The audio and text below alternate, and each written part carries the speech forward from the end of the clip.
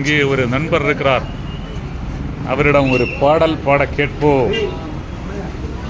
சரி தலைவர, வணக்கம் தலைவர. வணக்கம். எப்படி தொழிலெல்லாம் எப்படி போயிட்டு இருக்கு?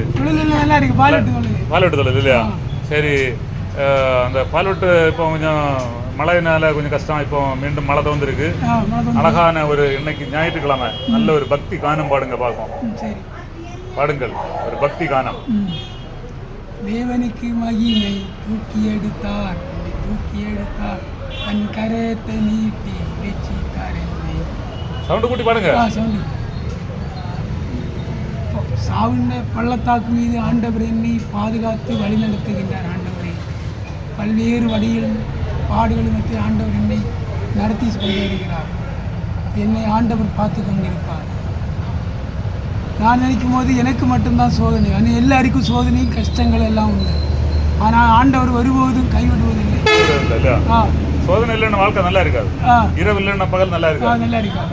ரெண்டும் உண்டு. சில ஆட்கள் ஏமாற்றி சொல்லுவாங்க, வந்தாச்சு நம்மளுக்கு சோதனை கிடையாதுன்னு சொல்லி ஏமாற்றுவாங்க. அது அப்படி இல்லை. எல்லாம் எல்லா இடத்துலயும் உண்டு. அதெல்லாம் பாடுபட்டு பாடுகளை சகிப்பவனே பாக்கியவன் ஆதியே சொல்லி இருக்காரு இல்லையா? அப்படிதானே? சரி சரி. வேற என்ன பாட்டு தெரியுமா? வேற பாட்டு தினகரனுடைய பாட்டு தெரியுமா? இன்னும் வேற யார் பாட்டு தெரியும்? எஸ்பி பாலசுப்ரமணியம் தெரியுமா? என்ன பெர்க்மான்ஸ் தெரியுமா?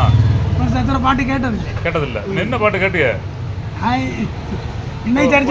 ஒரு 10 கற்பனை சொல்லுங்க. 10 கற்பனை. ஆமா. வேற தெய்வங்களை உண்டாயிருக்க வேண்டாம்.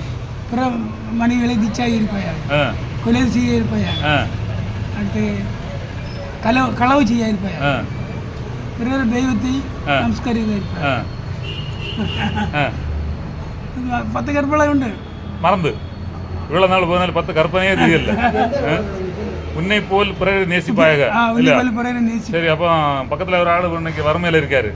அவருக்கு ஒரு பொருள் அவர் கேட்காரு, உங்கள்கிட்ட கொடுப்பீங்களா? இருந்தா கொடுப்போம். அப்போ அந்த வாட்சை கொடுங்க தலைவர. வாட்சை கொடுக்க முடியாது. ஏன் கொடுக்க முடியாது? நான் பாருங்க, எனக்கு கையில வாட்ச் இல்ல. அந்த வாட்சை கொடுங்க பாப்போம். பாத்தீங்களா? அதுதான் பாத்தீங்களா, உன்னை போல் பிறரை நேசி. உங்களை மாதிரி ஒரு ஆளை நேசிக்கணும் இல்லையா? ஒரு வாட்ச் தான் உண்டு. நான் இதுவரை வாட்ச் கட்டினதே இல்லை. ஒரு ஆளு கிட்ட அனுப்பி தான். அப்படியா?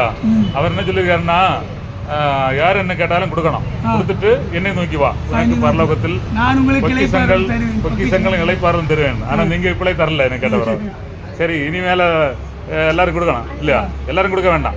கொடுக்க வேண்டிய ஆளு கொடுக்கணும். என்ன மாதிரி ஆளுக்கு கொடுக்க வேண்டாம். ஒரு ஆள் வறுமையில கஷ்டத்துல பசியோட இருந்தா அவங்களுக்கு ஏதோ ஒரு உணவு வாட்செல்லாம் கொடுக்கணும் அவசியம் இல்லை. நான் சும்மா கேட்டது என்ன. சரி, செய்தியை முடிக்கலாமா? சரி, வெற்றி உண்டாகட்டும். ஓகே, மகிழ்ச்சி.